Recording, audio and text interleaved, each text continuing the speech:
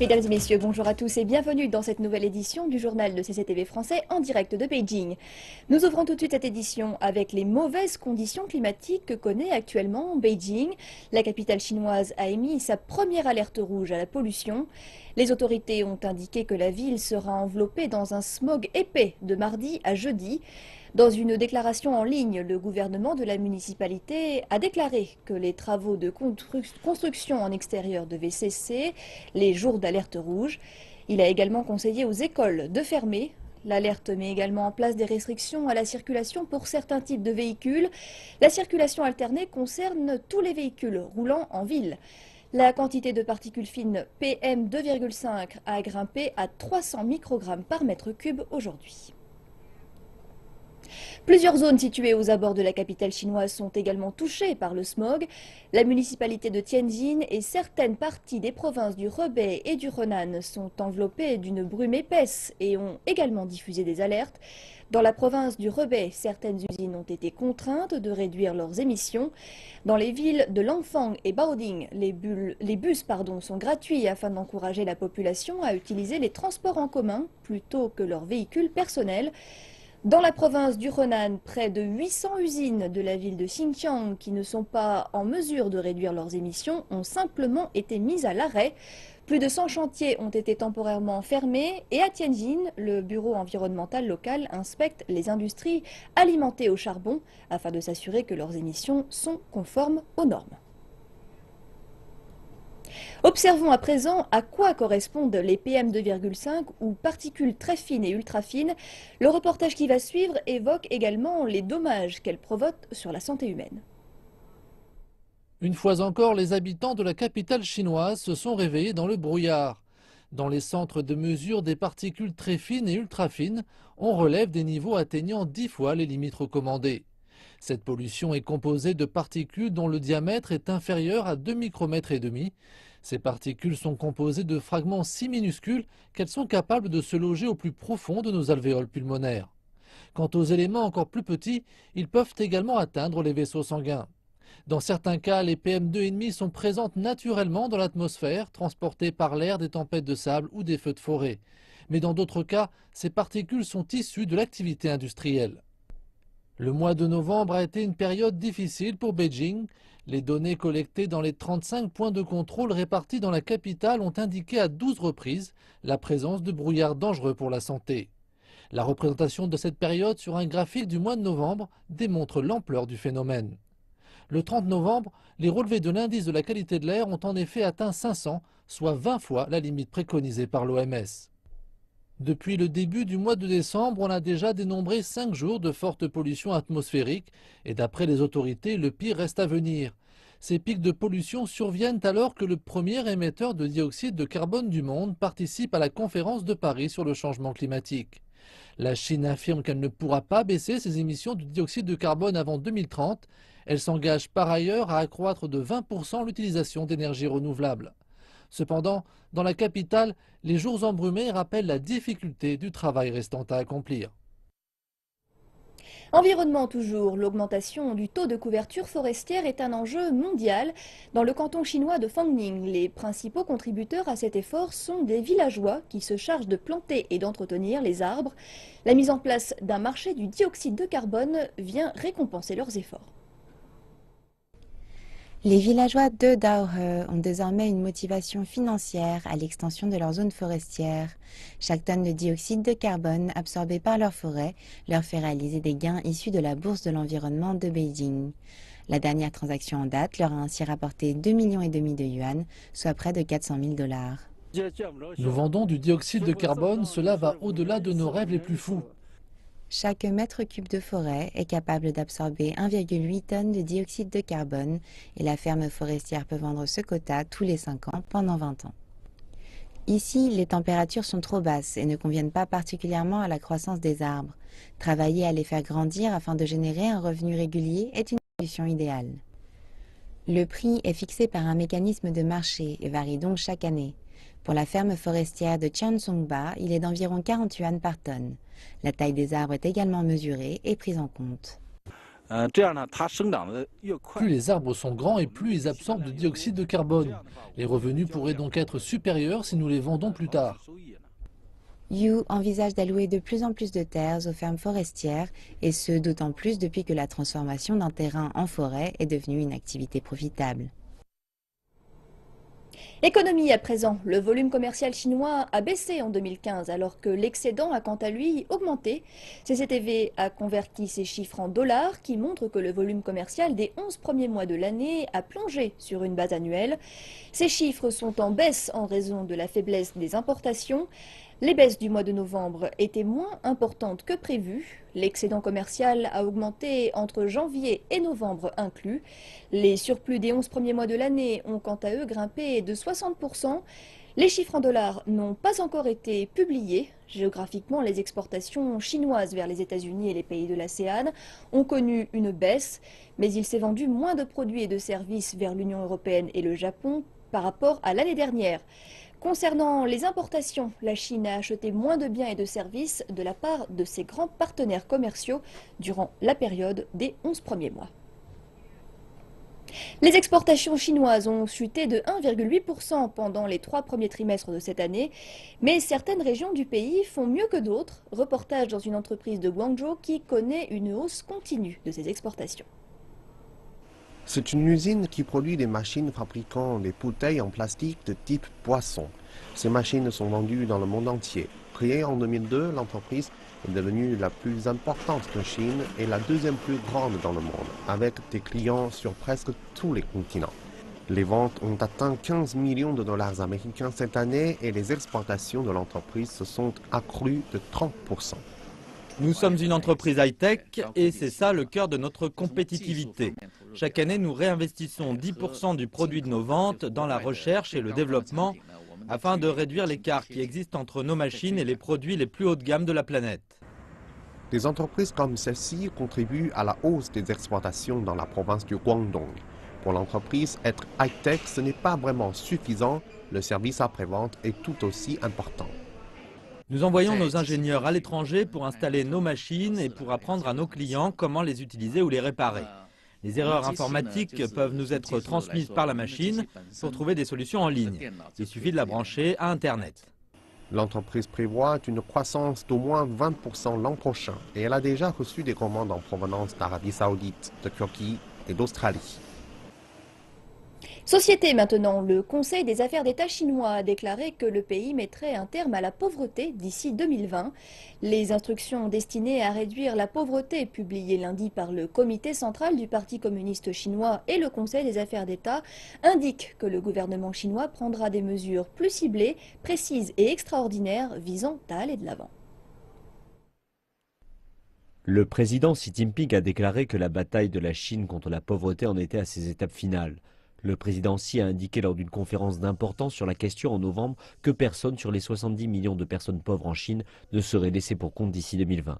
Les experts déclarent que selon les nouvelles instructions, la résolution du gouvernement est des plus fermes. Les mesures ordinaires ne vont pas changer les choses. Il y a toujours des gens dans une grande pauvreté dans les régions rurales. C'est pour cela que nous disons que des mesures extraordinaires devraient être prises. Et le document annonce des cibles spécifiques. Le gouvernement chinois garantit que les personnes pauvres dans les zones rurales auront accès à la nourriture, aux vêtements, à l'éducation de base, aux soins médicaux et à un habitat en sécurité. Le revenu disponible par habitant en zone rurale devrait enregistrer une croissance plus rapide que la moyenne nationale et les services publics de base devraient quasiment être en accord avec les critères moyens nationaux.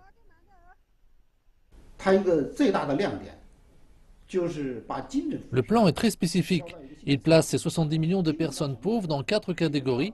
30 millions d'entre elles seront aidées par le biais de la création d'emplois en secteur industriel. 10 millions le seront par des postes à pourvoir dans des villes. 10 autres millions seront aidés par des migrations. Et les 20 millions restantes seront aidés par la sécurité sociale. Le document précise également que les régions pauvres devraient bénéficier de fonds gouvernementaux pour la protection environnementale, le support éducatif et l'assistance médicale. La construction d'infrastructures devrait également s'en trouver renforcée.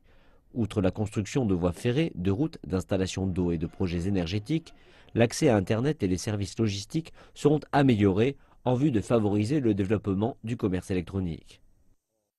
Merci de rester en notre compagnie pour la seconde partie de cette édition. C'est maintenant l'heure d'Aujourd'hui la Chine qui est présentée aujourd'hui par Jonathan Messina. Jonathan, bonjour. Bonjour Elsa. À part la pollution et le smog, j'ai envie de vous demander qu'est-ce qu'il se passe en Chine? Bien, je vous propose de parler d'une bonne nouvelle. Nous allons parler de médecine chinoise, notamment de Tu Youyou, qui a découvert un fameux traitement contre le paludisme. La première lauréate chinoise du prix Nobel de physiologie ou médecine, Tu Youyou, a décrit sa découverte de l'artémisinine comme un cadeau de la médecine traditionnelle chinoise au monde.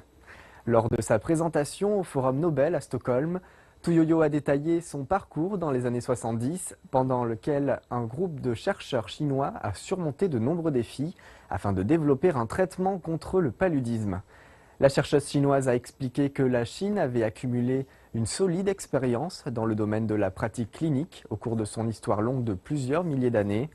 Tu Youyou a souligné que ces pratiques devraient permettre de découvrir de nouveaux médicaments pour la santé. Tu Youyou a donné une conférence de presse à Stockholm. Elle a appelé à des efforts mondiaux pour combattre le paludisme et précisé que la substance qu'elle a découverte ne sera pas éternellement efficace. Tu Youyou est inquiète au sujet de l'artémisinine, le médicament antipaludique qu'elle a découvert il y a 40 ans. J'espère que les médecins pourront prescrire l'artémisinine conformément au plan de l'OMS pour prévenir l'apparition précoce d'une résistance à cette substance. Car si la résistance médicamenteuse apparaît, il sera difficile de développer de nouvelles alternatives en 10 ans. J'espère que les scientifiques pourront faire des efforts pour repousser la résistance. Lors de sa conférence de presse, Tu Youyou a raconté comment elle avait découvert l'artémisinine. Elle a expliqué que comme la médecine ne parvenait pas à trouver de remède au paludisme, elle s'est tournée vers des livres de médecine traditionnelle datant de plus de 2000 ans pour chercher comment extraire l'artémisinine. L'artémisinine est devenue le principal traitement du paludisme. En Afrique, elle sauve 100 000 vies chaque année. Tu Youyou ajoute que la médecine traditionnelle chinoise est un trésor dont le potentiel est immense. Nous pourrons combiner médecine chinoise et occidentale avec la science moderne pour réaliser des avancées. Ainsi, nous pourrons trouver un plus grand nombre de médicaments et réaliser de plus grandes contributions à la santé humaine. Tu Youyou précise que son travail n'est pas terminé et espère que ce prix pourra donner aux jeunes scientifiques foi en leur création. Elle doit recevoir jeudi, aux côtés des 2 autres lauréats, le prix Nobel de médecine. Paix, amour et intégration culturelle, ce sont les thèmes de la parade de cette année qui a traversé Macao pour fêter les 16 ans du retour de l'île dans le giron de la mère patrie. Cette année marque également le 10e anniversaire de l'obtention par le Centre historique de Macao du statut de patrimoine mondial de l'humanité.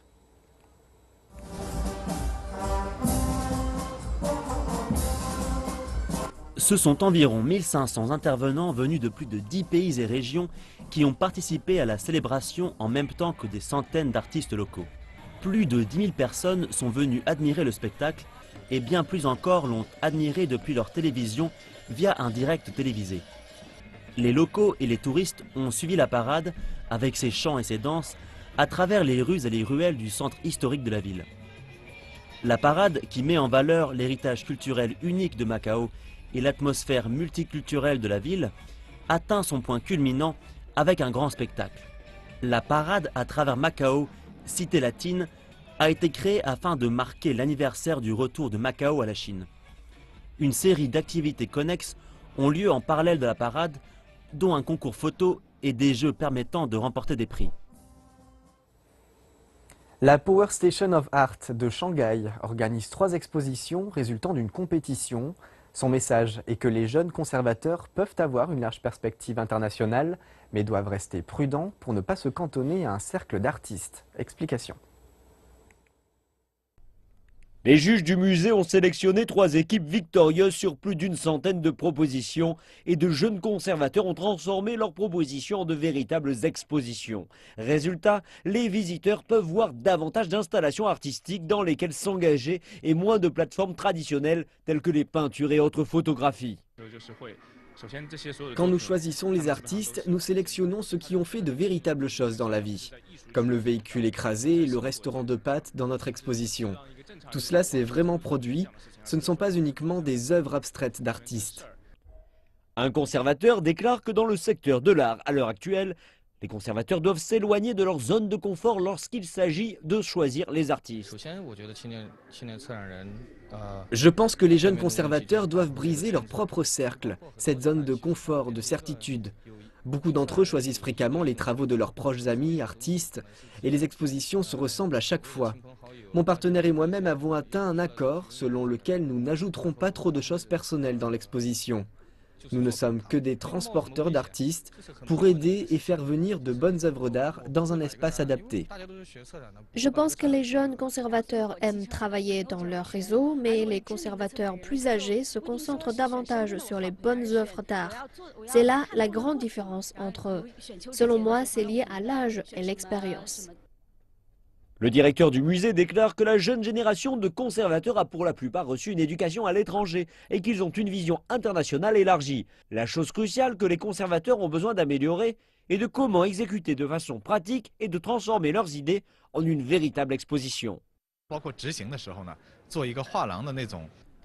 Il est facile d'imaginer une exposition dans une galerie, mais lorsqu'il s'agit d'un musée, vous devez utiliser de façon appropriée l'espace.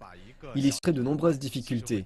Nous estimons que cette opportunité que le musée offre fournira une aide pour le développement à l'avenir.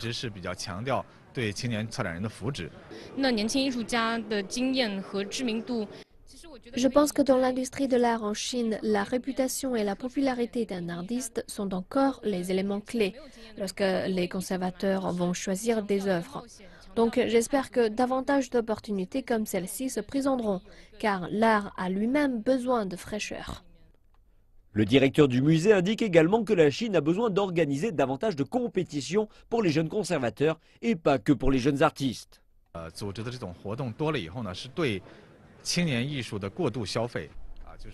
Je pense que de trop nombreuses compétitions pour jeunes artistes vont entraîner une commercialisation trop précoce. Ce n'est pas une bonne chose pour l'industrie de l'art, car les jeunes artistes ont un long chemin à parcourir. Que peuvent-ils faire d'autre si leurs travaux ont été commercialisés et utilisés trop tôt dans leur phase de développement?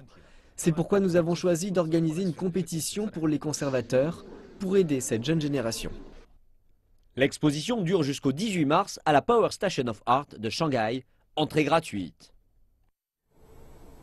Et c'est la fin d'Aujourd'hui la Chine, retour au plateau principal avec Elsa. Merci infiniment Jonathan pour toutes ces informations concernant la Chine, notamment les informations culturelles. C'est la fin de cette édition, nous aurons le plaisir de vous retrouver en duo dans 1h30 pour un nouveau journal. Excellente suite de programme sur CCTV Français.